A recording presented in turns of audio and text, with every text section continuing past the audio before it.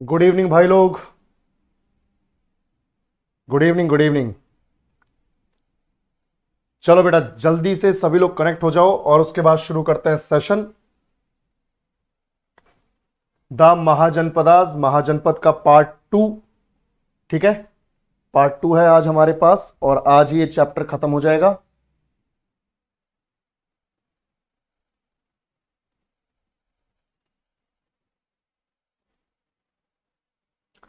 सभी को good evening, नमस्कार, जय हिंद बच्चों। सभी लोग जल्दी से कनेक्ट हो जाओ भैया और महाजनपद वाला चैप्टर ये खत्म करते हैं। कल हम लोगों ने महाजनपद के बारे में जो बेसिक चीजें थी वो सारी कवर कर ली थी, चाहे वो थ्योरी के थ्रू हो या फिर वो हमारे क्वेश्चंस के थ्रू हो। और आज 7 to 8 क्वेश्चंस हैं हमारे पास जो बहुत ही बढ़िया क्वेश्चन है, क्योंकि छोटा चैप्टर है तो 15 से ज्यादा क्वेश्चंस आप वैसे भी नहीं बना सकते, इससे फिर वो जबरदस्ती हो जाती है कि जबरदस्ती के क्वेश्चंस बना के दे रहे हैं हम। ठीक है, तो छोटा चैप्टर था, जितने क्वेश्चंस बन सकते थे बढ़िया वो क्वेश्चंस बना दिए गए हैं। और आज इसको खत्म करके फिर नया चैप्टर शुरू होगा, मौर्यन एम्पायर, मौर्य साम्राज्य। बहुत बढ़िया, बहुत जबरदस्त चैप्टर। बहुत बढ़िया निकुंज, बहुत बढ़िया। अबे thank you Prabhat, thank you. बिल्कुल बिल्कुल बिल्कुल। अच्छा अच्छा साला ये कौन रे? अमिताभ बच्चन, बच्चन साहब। हाँ, कल क्लास नहीं है भाई। ठीक है, कल क्लास नहीं है।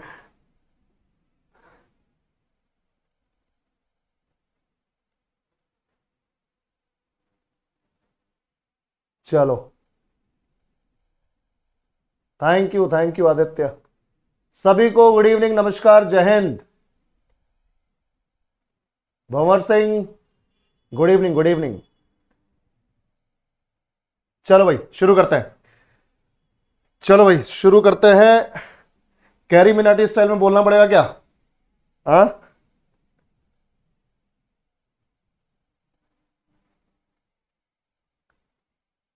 चलो तो चलिए शुरू करते हैं बिना किसी। ठीक है, ध्यान से देखो। The Mahajanapadas, the Mahajanapada. ठीक है,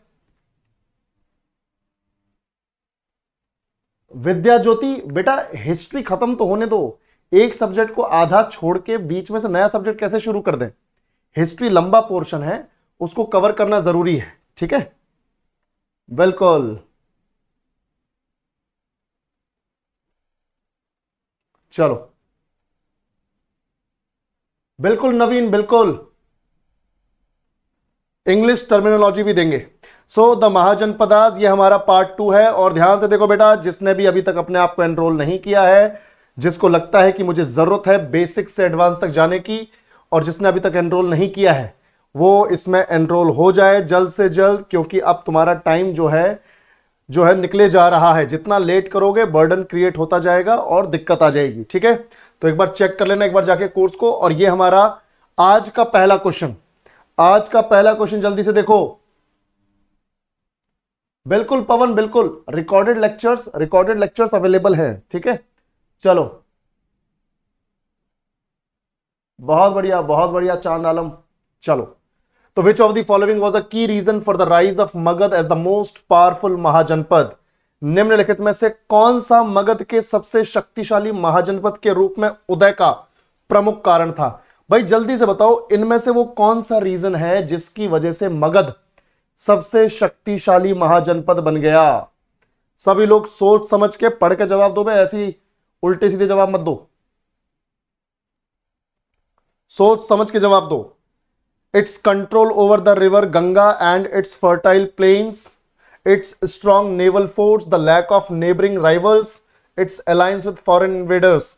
गंगा नदी और उसके उपजाऊ मैदानों पर इसका नियंत्रण, इसकी मजबूत नौसैनिक शक्ति, पड़ोसी प्रतिद्वंदियों की कमी, विदेशी आक्रमणकारियों के साथ इसका गठबंधन। देखो भाई सीधी बात है, नेवी वहां होती है जहां पर कोस्ट होता है, तो ये वाला तो ऑप्शन ही खत्म। जहां तट होता है वहां पर नेवी की जरूरत है। ठीक है, तो नौसैनिक तो यहीं खत्म हो गया। पड़ोसी प्रतिद्वंदियों की कमी नहीं भाई, प्रतिद्वंदी जो हैं कम नहीं थे, ठीक है। विदेशी आक्रमणकारियों के साथ इसका गठबंधन, कोई गठबंधन नहीं था। तो गंगा नदी और इसके उपजाऊ मैदानों पर इसका नियंत्रण था। यह एकमात्र रीजन है जिसकी वजह से मगध महाजनपद, यहां एकमात्र, वैसे एकमात्र नहीं, इनमें से एकमात्र रीजन है महाजनपद के पावरफुल होने का, मगध महाजनपद के पावरफुल होने का। बाकी मैं तुम्हें रीजंस बताता हूं, तुम्हें रीजन समझ में आएंगे कि भाई मगध महाजनपद ही सबसे शक्तिशाली क्यों था। ध्यान से देखो बेटा, मगध शक्तिशाली क्यों था, why was Magadh so powerful. ध्यान से देखो बेटा, भाई मगध पावरफुल क्यों है, अभी तुम्हें रीजन समझ में आएगा, है ना। मगध मोस्ट पावरफुल महाजनपद है,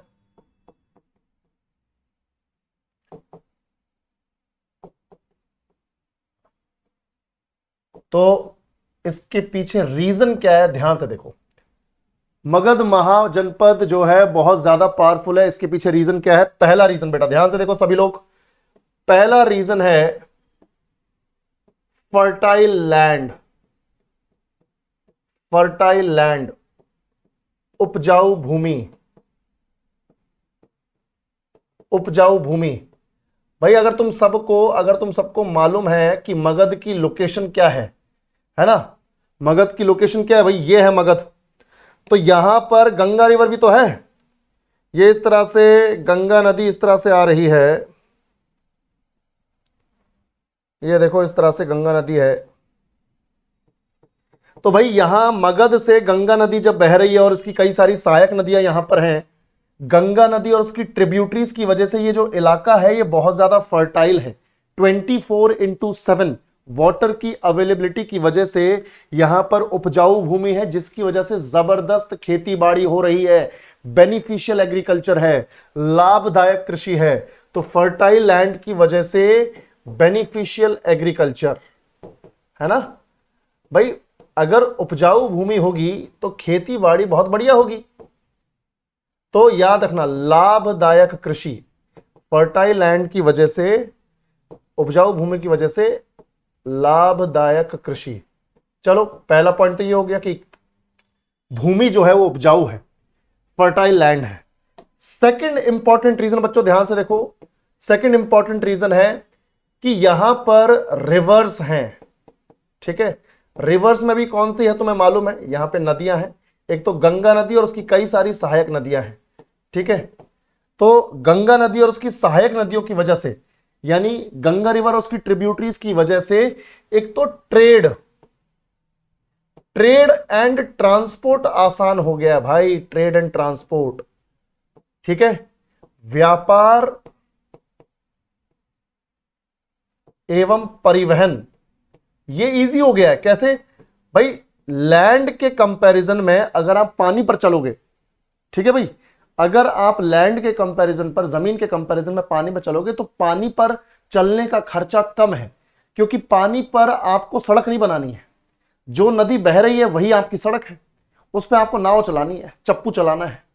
पर जहां आप रोड पर चल रहे हो, लैंड पर चल रहे हो, तो वहां आपको रास्ता बनाना पड़ रहा है, फिर वो रास्ता खराब होता है, उसको मेंटेन भी करना पड़ता है, उसे रिपेयर भी करना पड़ता है। समझ में आ रहा है कि नहीं। तो लैंड पर चलना ज्यादा खर्चीला है एज कंपेयर टू पानी पर चलना। तो जब गंगा नदी और उसकी सहायक नदियां आपको रास्ता प्रोवाइड कर रही हैं कि आप एक जगह से दूसरी जगह जा सकते हो गंगा नदी के थ्रू, ठीक है, या फिर आप ट्रेड कर सकते हो, एक जगह से दूसरी जगह व्यापार कर सकते हो गंगा नदी के थ्रू, तो भाई गंगा नदी का फायदा हो रहा है ट्रेड एंड ट्रांसपोर्टेशन में, है ना, व्यापार और परिवहन में फायदा है, बिल्कुल। उसके बाद तीसरा पॉइंट, क्यों सबसे ज्यादा पावरफुल था मगध, ध्यान से देखो क्यों ज्यादा पावरफुल था। तीसरा रीजन है बच्चों, iron ore mines, iron ore mines. भाई यहां पर लौह अयस्क खदानें हैं, आज भी हैं लौह अयस्क खदान, ठीक है, लौह अयस्क खदानें हैं, जहां से क्या निकलता है, लोहा निकलता है। अब भाई उस लोहे का इस्तेमाल क्या होगा, उस लोहे का इस्तेमाल होगा औजार और हथियार बनाने में, औजार एवं हथियार बनाने में, यानी टूल्स और वेपन्स बनाने के लिए, औजार एवं हथियार के लिए लोहे का इस्तेमाल होगा। अब भाई किसी महाजनपद के पास साला अपनी आयरन और माइंस है ही नहीं, उनको तो मगध से व्यापार करना पड़ता था कि हथियार दे दो हमें, ठीक है, मगध से ही लड़ने के लिए मगध से ही व्यापार करते थे। और मगध के पास इतना आयरन ओर है, इतना लौह अयस्क है कि खदानों से निकलते निकलते कमी नहीं पड़ रही है। तो मगध के लिए तो देखो घर में ही औजार और हथियार बनाने के लिए रॉ मटेरियल, कच्चा माल उपलब्ध है कि नहीं भाई? बिल्कुल। अब देखो ध्यान से, आयरन और माइंस के अलावा भाई मगध में जंगल है, फॉरेस्ट्स हैं। अब तुम बोलोगे सर मगध के शक्तिशाली होने में जंगल का क्या रोल? भाई मगध के शक्तिशाली होने में जंगल का यह रोल है कि जंगल में मिलता है आर्मी का एक बहुत इंपॉर्टेंट कंपोनेंट। भाई आर्मी का एक बहुत इंपॉर्टेंट तत्व जंगल में है और वो है हाथी, एलिफेंट। समझ रहे हो भाई लोग? एलिफेंट आर्मी का बहुत इंपॉर्टेंट कंपोनेंट है एलिफेंट, क्योंकि एलिफेंट पर बैठकर एलीट क्लास के, उच्च वर्ग के, कुलीन वर्ग के लोग जो है लड़ाइयां लड़ते थे। क्योंकि बाकी मान लो सिपाही नीचे से तीर कमान चला रहे हैं, भाले मार रहे हैं, तलवार चला रहे हैं, और एक राजा साहब जो है वो बैठे हुए हाथी पर। तो हाथी पर बैठे हुए आदमी के लिए नीचे निशाना लगाना या नीचे वार करना वो इजी है, पर नीचे से ऊपर वार करना मुश्किल है। तो हाथी पर बैठकर एक तो उच्च वर्ग के जो लोग हैं, राजा महाराजा, ये सब सिक्योर फील करते थे, सुरक्षित महसूस करते थे अपने आप को, और साथ ही साथ अटैक करने में थोड़ा सा एडवांटेज होता था, फायदा होता था। तो हाथी जो है जंगल में मिल रहे हैं। बाकी जंगल के जो दूसरे उपयोग हैं वो तो आपको मालूम ही है, बेसिक चीजें हैं। तो और पांचवा, मुझे एक बात बताओ यार, तुम मुझे एक बात बताओ, यस और नो में बताना, यस और नो में बताना। सब लोग ध्यान से सुनो भाई, यस और नो में बताना कि ये सारी चीजें हैं मगध के पास, मान लिया है ना भाई, इनके पास जमीन उपजाऊ है, इनके पास नदियां हैं, इनके पास लौह अयस्क खदानें हैं, यानी आयरन और माइंस हैं, है ना, दे हैड फॉरेस्ट, ठीक है, मान लिया। अब अगर मगध का राजा ही नल्ला निकले तो भाई इनका कोई सेंस बनता है इनके होने का? जब राजा को साला मालूम ही नहीं है इनका करना क्या है, कोई सेंस बनता है इनके होने का? यानी सबसे इंपॉर्टेंट चीज है राजा का एम्बिशियस होना। तो मगध में एम्बिशियस रूलर्स थे, महत्वाकांक्षी शासक थे, ठीक है, महत्वाकांक्षी शासक थे। समझ में आ रही है भाई लोग बात? ये रूलर्स अगर ना होते तो इनका कोई मतलब नहीं भाई, इस्तेमाल तो रूलर्स को ही करना है ना, इनका कोई सेंस ही नहीं बनेगा। बिल्कुल। अब देखो ध्यान से, तो महत्वाकांक्षी शासक। अब तुम बोलोगे सर ऐसे कौन से राजा थे मगध में जिन्होंने मगध को शक्तिशाली बनाया? तो भाई देखो, सबसे पहले तो हर्यंक डायनेस्टी, हर्यंक डायनेस्टी में, हर्यंक वंश में एक तो बिंबिसार, बिंबिसार बहुत ही जबरदस्त है ना, बिंबिसार। बिंबिसार के अलावा बच्चों अजात शत्रु, अजात शत्रु। फिर तुम बोलोगे सर हर्यंक के बाद आए थे शिशुनाग। तो बेटा शिशुनाग में दो राजा हुए काम के, ठीक है, एक तो शिशुनाग खुद और उसका बेटा काल अशोक। काल अशोक ने तो सेकंड बुद्धिस्ट काउंसिल भी कंडक्ट करवाई थी, याद है? पहली में अजात शत्रु था, दूसरी में काल अशोक, तीसरी में अशोक और चौथी में कनिष्क। तो काल अशोक, अब देखो शिशुनाग डायनेस्टी में इतना एम्बिशियस कोई नहीं है कि भाई उन्होंने मगध को शक्तिशाली बना दिया। तो शिशुनाग डायनेस्टी में कोई रूलर नहीं है जो लगे कि भाई उसने मगध को शक्तिशाली बनाया। पर शिशुनाग के बाद जो नंद वंश आया, नंद डायनेस्टी, जो बच्चों नंद डायनेस्टी आई, उसमें जो उसका पहला रूलर था महापद्मनंद, महापद्मनंद। तो वो महापद्मनंद खतरनाक आदमी निकला। तो महापद्मनंद ने और अजातशत्रु ने और बिंबिसार ने मगध को पहुंचा दिया इसके चरमोत्कर्ष पर, इसके गोल्डन पीरियड में। तो ये तीनों रूलर्स ऐसे थे कि इन्होंने मगध के रिसोर्सेज का, संसाधनों का सही इस्तेमाल किया और मगध को सबसे शक्तिशाली महाजनपद बना दिया, है ना। उन्होंने ही मगध को सबसे ज्यादा मोस्ट पावरफुल महाजनपद के तौर पर कन्वर्ट किया। सबको इतना समझ में आया तो रिस्पॉन्ड करो भाई। बिंबिसार, अजातशत्रु और महापद्मनंद, तीन वंश हैं, हर्यंक का, बिंबिसार और अजातशत्रु। शिशुनाग में दोनों ही नल्ले हैं और उसके बाद नंद में महापद्मनंद। ठीक है भाई, चलो आगे बढ़ते हैं। बिल्कुल। अब देखो बेटा, ये तो हमारा समझ में आ गया कि मगध पावरफुल क्यों था। ठीक है, अब तुम्हें आंसर अच्छे से मालूम है, गंगा नदी और उसके उपजाऊ मैदानों पर इसका नियंत्रण था, इसीलिए। तो यहां पर तुम्हें पता चल गया ये मगध था। अब देखो, हाउ डिड अजात शत्रु असेंड द थ्रोन, अजात शत्रु कैसे सिंहासन पर बैठा? क्या बोल रहे हो सर, ऐसे गया और ऐसे जाके बैठ गया? बस ससुरो, देखो इधर पे, कैसे सिंहासन पर बैठा मतलब कैसे उसने गद्दी हासिल की, ठीक है, कैसे गद्दी हासिल की, देखो ध्यान से। जवाब दो हाँ भाई, बिल्कुल। ठीक है, देखो तो यहां पर उसने अपने अपने फादर को मार दिया भाई।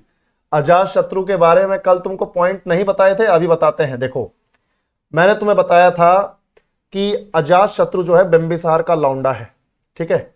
सबसे पहले तो देखो, सन ऑफ बिंबिसार, इसके बारे में पॉइंट्स यहीं पे कर लेते हैं कल, क्योंकि बिंबिसार और उदयन के बारे में हमने सारे पॉइंट्स पढ़ लिए थे, ठीक है, ध्यान से देखो।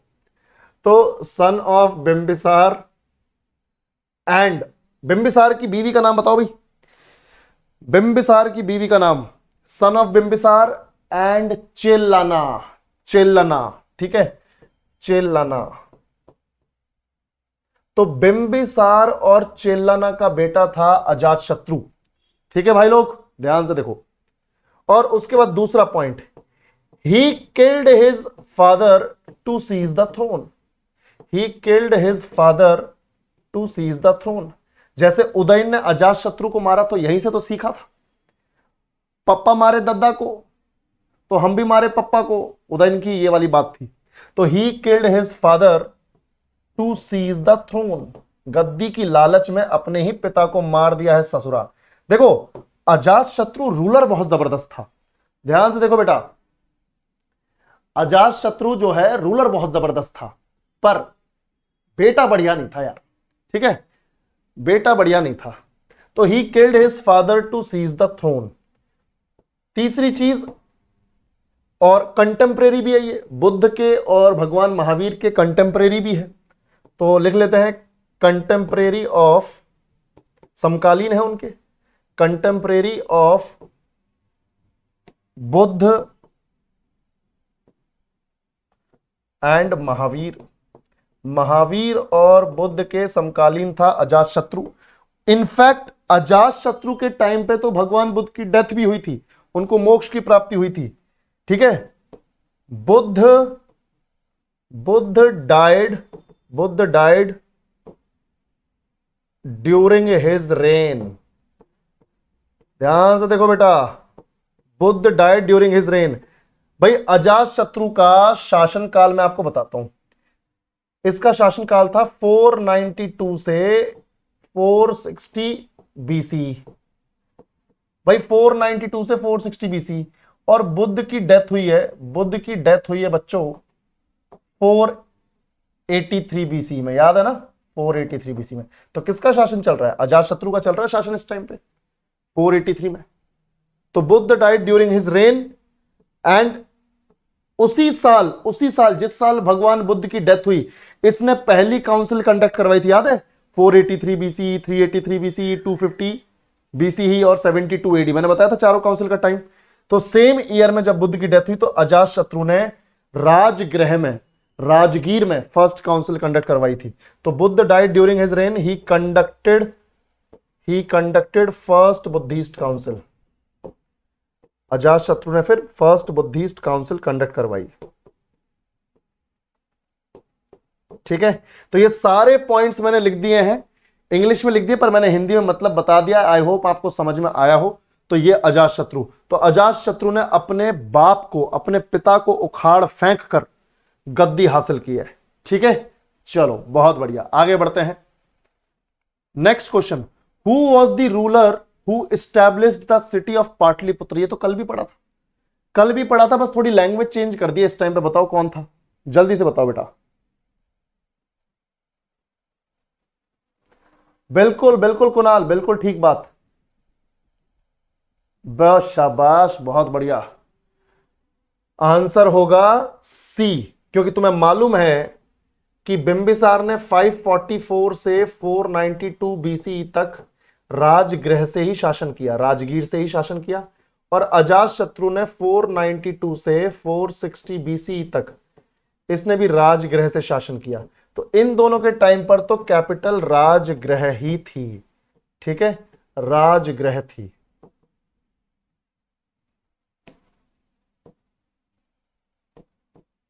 राजगृह।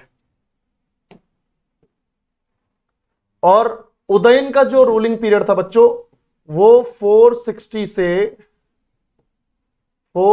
से लेकर ये था, इसका रूलिंग पीरियड था 460 से लेकर, हां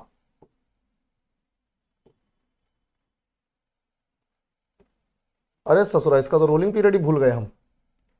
इसका रूलिंग पीरियड 460 से 544, 492, 490, 460 और हां ठीक है, इसका लगभग शासन रहा 450। भाई इसको थोड़ा सा गलत नहीं बताएंगे, इसको रोक देते हैं यहीं पर, ठीक है। तो 460 बीसी में गद्दी पर बैठा था ये, और इसी ने कैपिटल शिफ्ट की थी, इसी ने कैपिटल शिफ्ट की थी पाटलिपुत्र, इसी ने कैपिटल शिफ्ट की थी पाटलिपुत्र, ठीक है बच्चों। उदयन ने ही कैपिटल शिफ्ट की है राजगृह से पाटलिपुत्र, इसी ने पाटलिपुत्र को एस्टैब्लिश किया है। बिल्कुल, बहुत बढ़िया बहुत बढ़िया, शाबाश। 460 से 444, शाबाश, थैंक यू बच्चों, थैंक यू। एकदम से दिमाग साला ब्लैंक हो गया, बहुत है बढ़िया। 460 से 444, बिल्कुल। तो पाटलिपुत्र में इसी ने कैपिटल शिफ्ट की थी, याद रखना, ठीक है। तो पाटलिपुत्र को किसने बसाया? उदयन ने। और उदयन का एक दूसरा नाम बता दो जल्दी से, उदयन का दूसरा नाम बताओ जल्दी से। मैंने तुम्हें बताया था उदयन का दूसरा नाम आ सकता है एग्जाम में, जल्दी बताओ।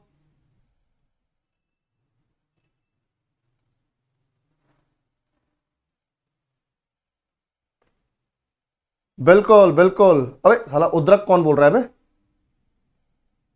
मतलब यू से साला कुछ भी बोल दोगे तुम लोग। उदय भद्र, दीपेंदु, वेरी गुड। गायत्री, बहुत बढ़िया। तो उदयन का दूसरा नाम था उदय भद्र,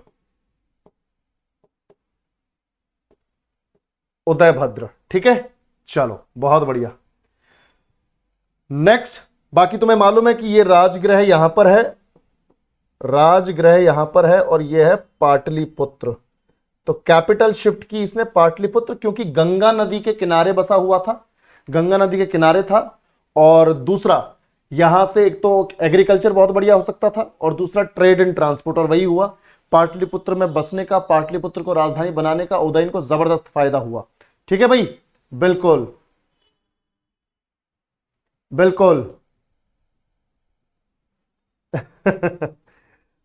चलो भाई, hello Abdul. Next question, Shishunaga was the founder of which dynasty? Shishunaga किस वंश का संस्थापक था? अब मैं तुम्हें थोड़ी सी कहानी बता देता हूं, ये शिशुनाग गद्दी पर आया कैसे। देखो, हम सबको मालूम है बच्चों, हम सबको मालूम है कि हर्यंक वंश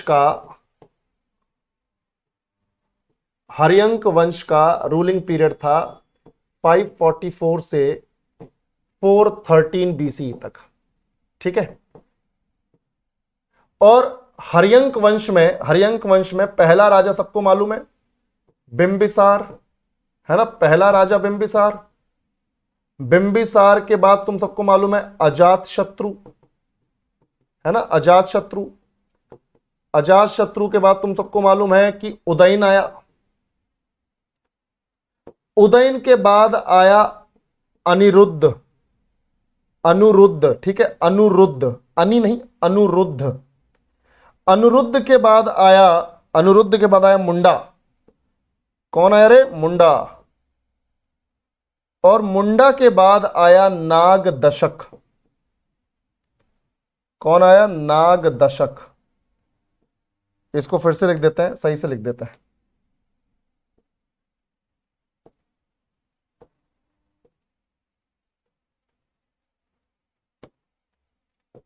नागदशक। तो देखो भाई, बिंबिसार, अजातशत्रु, उदयन, अनुरुद्ध, मुंडा और नागदशक। नागदशक के साथ सीन क्या मैं बताता हूं भाई। देखो,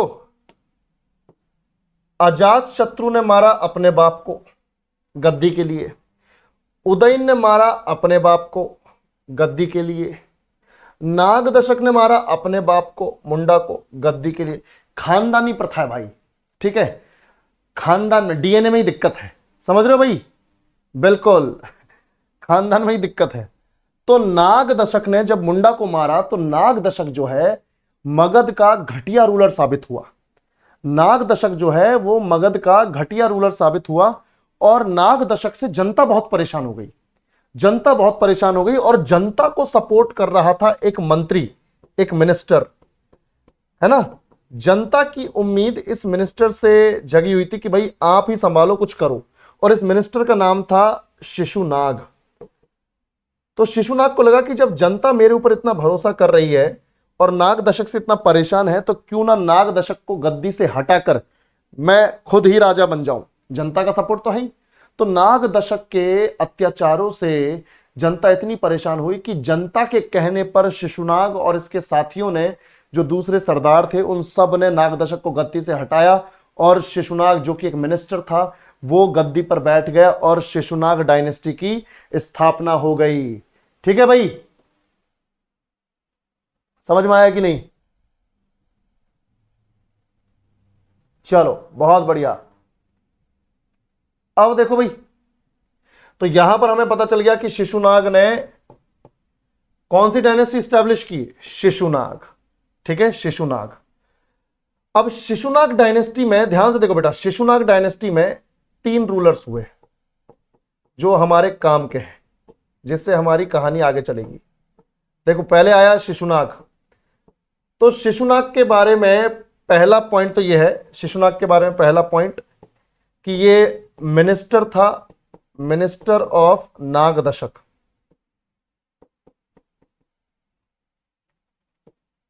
मिनिस्टर ऑफ नागदशक, ठीक है, मिनिस्टर ऑफ नागदशक यानी last ruler of Haryanka dynasty, last ruler of Haryanka dynasty या Haryanka dynasty.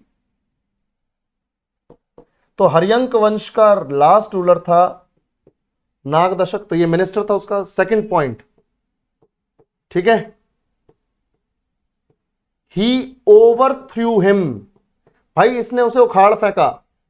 He overthrew him and established a new dynasty and established a new dynasty।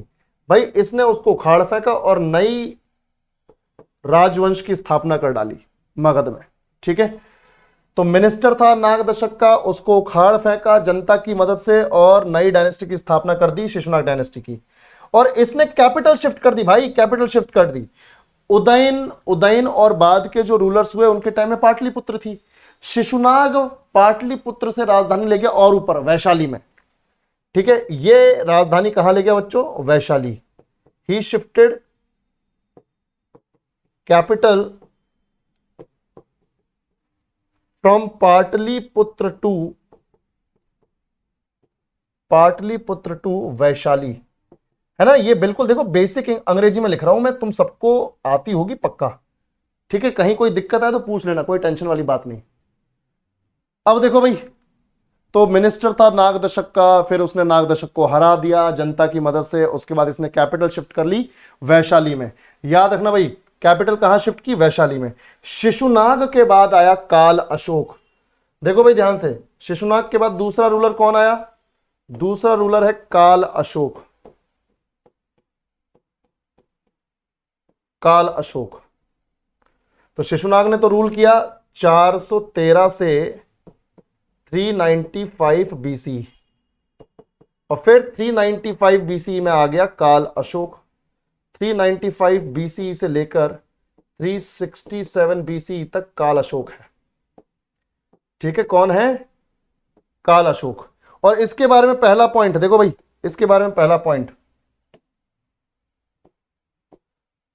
Sun of Shishunaga. एक तो यही पॉइंट है, वरना और जानता कौन है इसे कैसे, son of Shishunaga. Second point, he conducted second Buddhist council. मैंने बताया था ना, जब ये राजा था शिशुनाग वंश का, तो इसने सेकंड काउंसिल कंडक्ट करवाई थी वैशाली में, क्योंकि वैशाली में इनकी कैपिटल थी। तो ही कंडक्टेड सेकंड बुद्धिस्ट काउंसिल। कहां पर? वैशाली में। समझ में आया बच्चों? तो शिशुनाग ने कैपिटल पाटलिपुत्र से वैशाली कर दी थी, इस वजह से काल अशोक को अपनी जो बुद्धिस्ट काउंसिल है सेकंड वाली, वो वैशाली में कंडक्ट करनी पड़ी। और तीसरा पॉइंट, इसने भी कैपिटल शिफ्ट कर दी, शिफ्टेड हिज कैपिटल। देखो कहां कर दी वापस से, shifted his capital from Vaishali to Pataliputra. वापस से इसका बाप जो है वो पाटलिपुत्र से ले गया था वैशाली, ये वैशाली से वापस ले आया पाटलिपुत्र। ठीक है बच्चों, ये बहुत इंपॉर्टेंट पॉइंट। तो he shifted is capital from Vaishali to Pataliputra. तो याद रखना भाई, बिंबिसार और अजातशत्रु के टाइम पर राजगृह, उदयन के टाइम पर और उदयन के जो डिसेंडेंट्स आए, वंशज आए, उनके टाइम पे पाटलिपुत्र। फिर शिशुनाग ले गया वैशाली, फिर शिशुनाग का बेटा काल अशोक वापस से ले आया पाटलिपुत्र। और इसके बाद काल अशोक के बाद तीसरा रूलर हुआ नंदीवर्धन। पर नंदीवर्धन का बेटा हुआ महानंदन। देखो ध्यान से, काल अशोक का बेटा नंदीवर्धन, पर हमें इसे नहीं पढ़ना, नंदीवर्धन को नहीं पढ़ना है। ठीक है, ये नहीं पढ़ना है। इसके बाद जो आया वो हम तीसरा रूलर कंसीडर करते हैं यहां पर, और इसका नाम है महानंदन।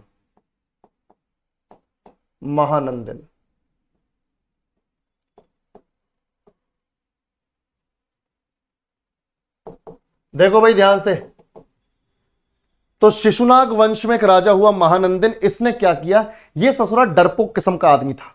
ध्यान से सुनो बेटा, ये डरपोक किस्म का आदमी था। कैसे, मैं आपको बताता हूं। इसने रूल किया बच्चों, इसने रूल किया 355 से 345 बीसी तक। ठीक है, इसने रूल किया 355 से 345। अब ध्यान से देखो, अब इसका मतलब यह है कि 367 से 355 तक किसने किया है? नंदीवर्धन ने। तो नंदीवर्धन का लौंडा है महानंदन, और महानंदन ने क्या किया, एक शूद्र लड़की से शादी कर ली,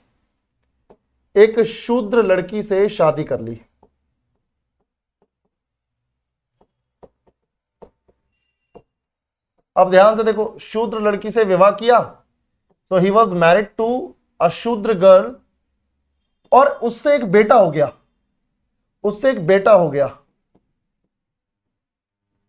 अब बात यह है कि जो महानंदन का परिवार है, यानी जो शिशुनाग की जो फैमिली है, ये क्षत्रिय है।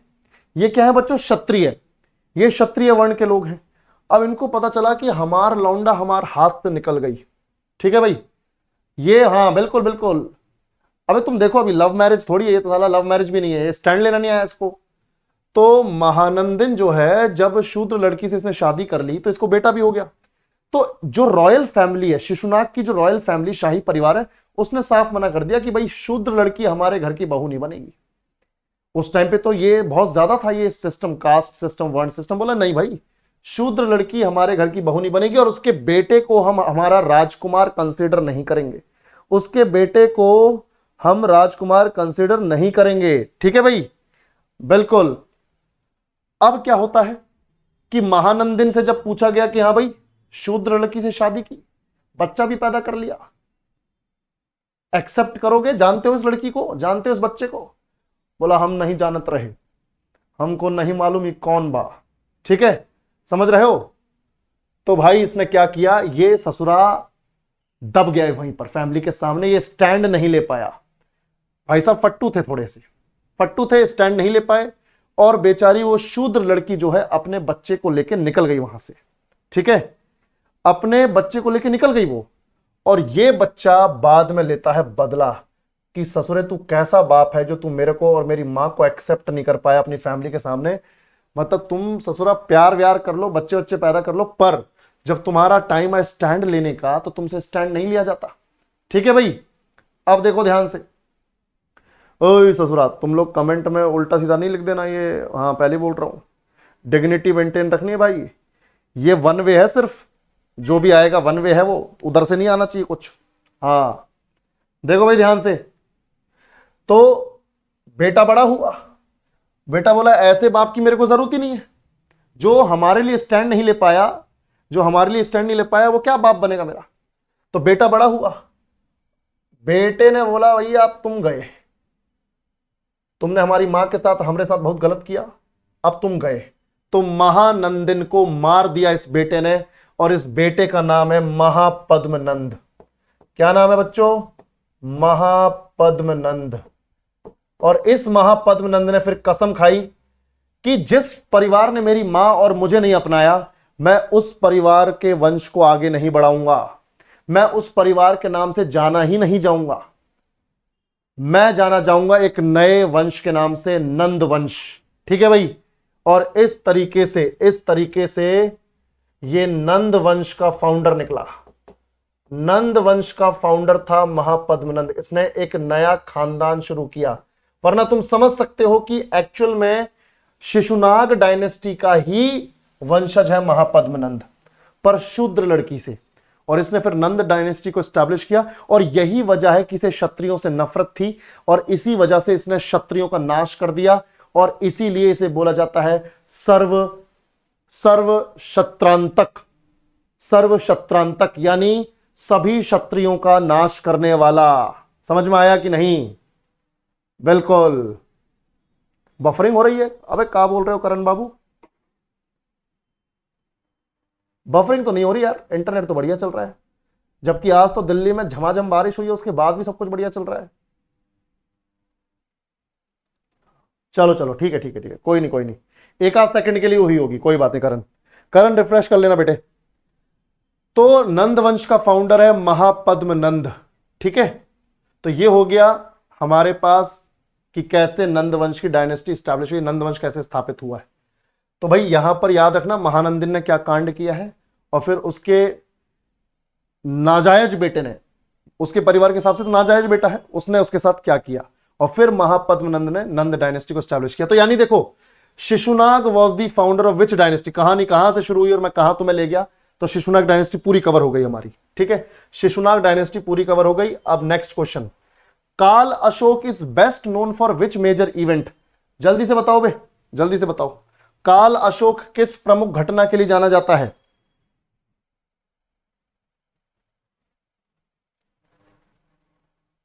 अरे मैं हूं राजस्थान से, मैं रहता दिल्ली में हूं, मैं बोलता थोड़ा सा वो यूपी बिहार वाला हल्का सा वो टच। ठीक है, हाँ आंसर क्या आया? बी। इसने सेकंड बुद्धिस्ट काउंसिल कंडक्ट करवाई थी। अच्छा चलो ठीक है, इतना तुमने बता दिया, जल्दी से बताओ सेकंड बुद्धिस्ट काउंसिल कंडक्ट कहां हुई?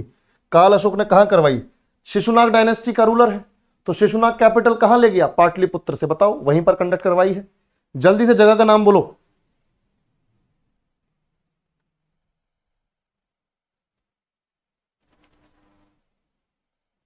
बहुत बढ़िया, वैशाली।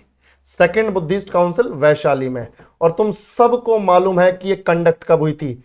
भगवान बुद्ध की मृत्यु के 100 साल बाद, भगवान बुद्ध की डेथ के 100 ईयर्स लेटर, 383 बीसीई में।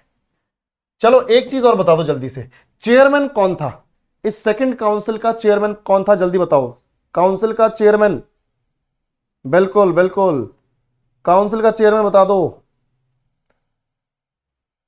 अब्दुल, भरतपुर से, भरतपुर के पास से हूं मैं।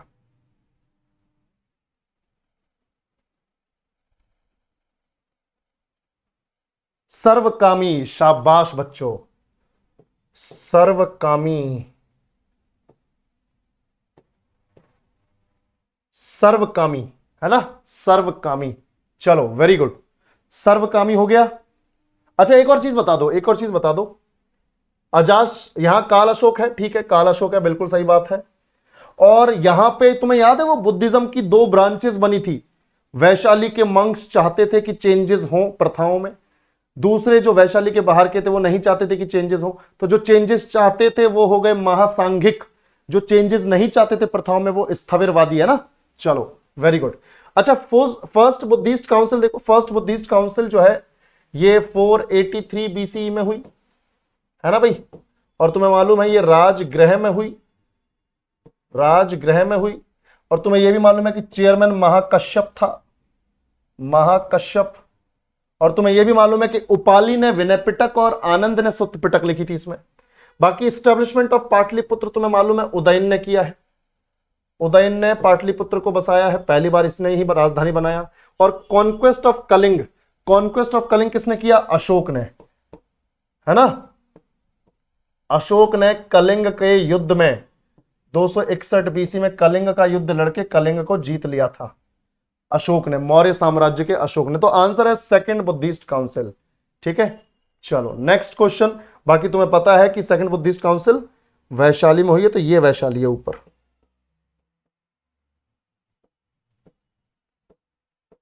वैशाली। नेक्स्ट क्वेश्चन जल्दी। Mahapadmananda is often referred to as the destroyer of the Kshatriyas, why? Mahapadmananda को अक्सर क्षत्रियों का विनाशक कहा जाता है। अब तुम्हें यह मालूम है कि इसको क्षत्रियों से नफरत क्यों है, पता है ना। अब तुम्हें यह मालूम है कि क्षत्रियों से इसे नफरत क्यों है, और इसने ऐसा क्या किया जिससे इसे बोला जाता है क्षत्रियों का विनाशक। ऑब्वियस ही बात है, जल्दी बताओ। ए, देखो ए और बी में कंफ्यूजन हो सकती है। तो अत्याचार नहीं, सीधे विजय प्राप्त की, उनको हरा के उनको मार के इसने विजय प्राप्त की। ही कॉन्क्वर्ड मैनी क्षत्रिय किंगडम्स। ठीक है, बी नहीं, बी नहीं, बी नहीं। अत्याचार, अत्याचार नहीं किए, ये ऊपर वाला काम किया, उसी में अत्याचार शामिल हो गए। स्पेशली अत्याचार नहीं किए, उनको हराया, उनको मारा, उनके किंगडम्स को छीना। ठीक है, बिल्कुल। चलो जल्दी से बताओ, Mahapadmananda was the founder of which dynasty? Mahapadmananda was the founder of which dynasty? तो तुम सबको मालूम होना चाहिए कि महापद्मनंद जो है नंद वंश का फाउंडर था। ठीक है, नंद वंश का फाउंडर है, आंसर है सी। और महापद्मनंद के बारे में पहला पॉइंट देखो, ये जो नंद डायनेस्टी है, इन्होंने रूल कहां से कहां तक किया, इनके बारे में दो रूलर से, इनके बारे में पढ़ लेते हैं फटाफट से, फिर सेशन खत्म हो जाएगा। नंद डायनेस्टी ने रूल किया बच्चों 345 बीसी से लेकर 321 बीसी तक। ठीक है, 345 से 321, कहीं कहीं पे 322 लिखा हुआ है, तो एक आधा साल ऊपर नीचे चलता है, पर we are going to follow the NCERT book, तो उसके हिसाब से 321 बीसी। और पहला रूलर तुम्हें पता है महापद्मनंद फाउंडर है।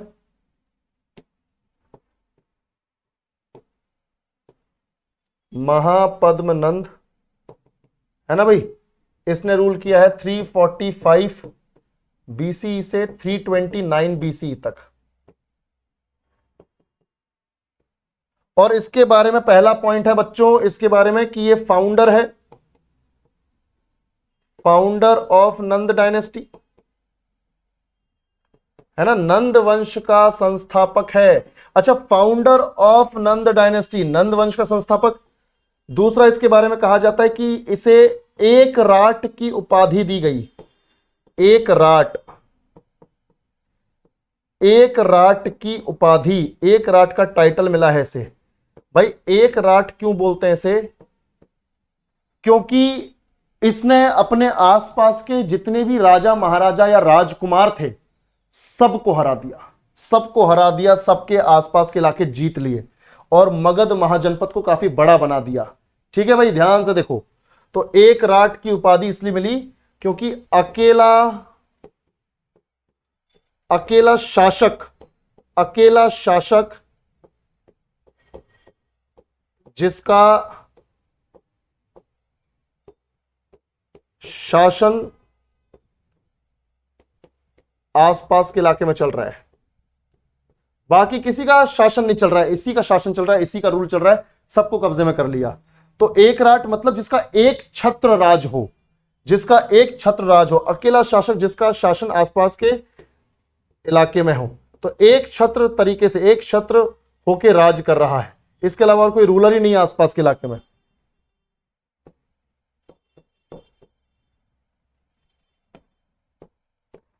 ठीक है, एक छत्र राज, इसीलिए एक राट। और इसे मैंने तुम्हें बोला कि इसे सर्व शत्रांतक, इसे सर्व शत्रांतक बोलते हैं। क्यों? क्योंकि इसने क्षत्रियों का, इसने क्या किया भाई? क्षत्रियों का नाश किया, क्षत्रियों का नाश किया, डिस्ट्रॉय किया उन्हें, डिस्ट्रॉयर ऑफ दी क्षत्रियाज। क्योंकि क्षत्रियों ने इसके साथ गलत किया था। और इसका एक और नाम है उग्रसेन। क्या नाम है इसका? उग्रसेन। बुद्धिस्ट किताबों में इसका नाम उग्रसेन भी लिखा हुआ है। तो एकराट उपाधि दी गई है, सर्वशत्रांतक ये भी उपाधि दी गई है, ये भी टाइटल है। क्षत्रियों का नाश किया इसलिए ये भी टाइटल है, ठीक है। और बाकी उग्रसेन इसका दूसरा नाम है, उग्रसेन इसका दूसरा नाम है बच्चों, ठीक है। इसके बाद महापद्मनंद के बाद आता है लास्ट रूलर। लास्ट रूलर आता है बच्चों प्रेरणा। डिस्ट्रॉय का मतलब है कि उनका नाश कर दिया, उनको खत्म कर दिया, ठीक है। ही ओवरथ्रू देम, मतलब उन सबको उखाड़ फेंका और उनके किंगडम्स को अपने किंगडम में शामिल कर लिया, ठीक है बच्चों। बेटा रवि, अभी हम लोग सिर्फ नंद वंश तक पहुंचे हैं, अभी नंद वंश तक पहुंचे हैं, आगे आएगा मौर्यन एम्पायर में अशोक वगैरह, ठीक है, उसको मैंने अलग रखा हुआ है। इसके बाद महापद्मनंद के बाद जो अगला रूलर है वो है घटिया, बहुत ही घटिया रूलर है, इसका नाम है धनानंद। मतलब जितना अच्छा बाप उतना घटिया लौंडा, धनानंद। 329 से लेकर 321 बीसी तक रूल किया इसने, ठीक है। और इसके बारे में फर्स्ट पॉइंट यही है कि ये सन ऑफ महापद्मनंद है। इतने बढ़िया रूलर का इतना कचरा लौंडा है ये, ठीक है। सेकंड पॉइंट, इसे ग्रीक लैंग्वेज में, ग्रीक भाषा में इसे सन ऑफ अग्रमीज भी बोलते हैं, सन ऑफ अग्रमीज। अब तुम बोलोगे सर सन ऑफ अग्रमीज का मतलब, यानी उग्रसेन का बेटा, क्या बोलते हैं? उग्रसेन का बेटा, उग्रसेन का पुत्र।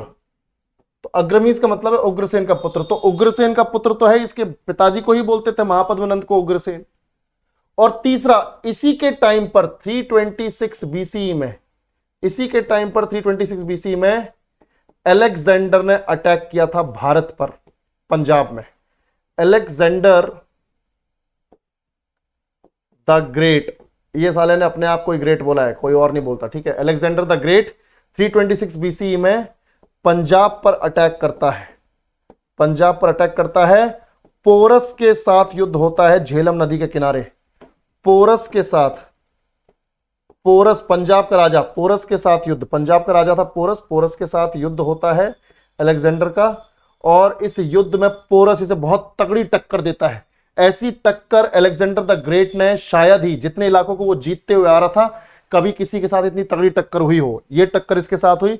भले ही पोरस आखिर में हार गया, पर उसकी ब्रेवरी की वजह से, उसकी बहादुरी की वजह से अलेक्जेंडर इतना इंप्रेस हुआ कि पंजाब वापस से उसी को दे दिया। कि इसने बोला कि भले ही देखो पंजाब मैंने जीत लिया है, मैं पंजाब का अल्टीमेट राजा हूं, पर मेरे बिहाफ पर तू ही शासन कर, पंजाब पर तू ही शासन कर। तो ये पंजाब पारस को वापस लौटा दिया, पारस बोल रहा हूं, पोरस को वापस लौटा दिया। और ये युद्ध हुआ था पंजाब, देखो देखिए ध्यान से, अलेक्जेंडर द ग्रेट जो 326 में अटैक करता है पंजाब पर, पोरस के साथ युद्ध करता है, ये झेलम नदी के किनारे। कहां पर बच्चों? झेलम नदी। तो झेलम नदी के किनारे युद्ध हुआ था, झेलम नदी के तट पर। इसे बैटल ऑफ हाइडस्पस बोलते हैं, बैटल ऑफ हाइडस्पस, क्योंकि झेलम नदी का जो ग्रीक नेम है वो है हाइडस्पस या हिडस्पस, जैसे भी आप पढ़ना चाहो। बैटल ऑफ हाइडस्पस या झेलम नदी के तट पर हुआ युद्ध पोरस और अलेक्जेंडर के बीच में।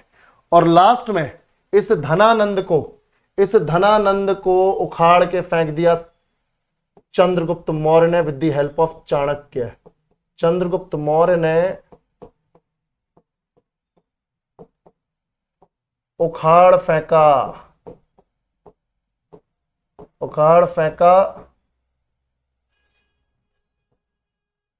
और मौर्य वंश की स्थापना की, मौर्य वंश की स्थापना की। So basically Chandragupta Maurya overthrew Dhanananda with the help of Chanakya and established a new dynasty जिसका नाम था मौर्य वंश, ठीक है। तो चंद्रगुप्त मौर्य ने उखाड़ फेंका चाणक्य की मदद से, विष्णुगुप्त कौटिल्य की मदद से, चाणक्य की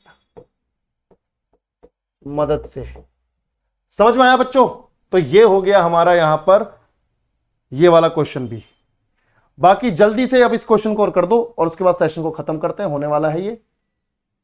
बिल्कुल जल्दी से इसका जवाब दो भाई। Dhanananda was defeated by whom leading to the establishment of a new empire. Dhanananda को किसके द्वारा पराजित किया गया जिससे एक नए साम्राज्य की स्थापना हुई? जल्दी बताओ। ए, बहुत बढ़िया बहुत बढ़िया, चंद्रगुप्त मौर्य के द्वारा उसको हराया गया, ताकि चंद्रगुप्त मौर्य ने फिर उसके बाद एक नई वंश की स्थापना की, मौर्य वंश की। ठीक है, चलो बहुत बढ़िया।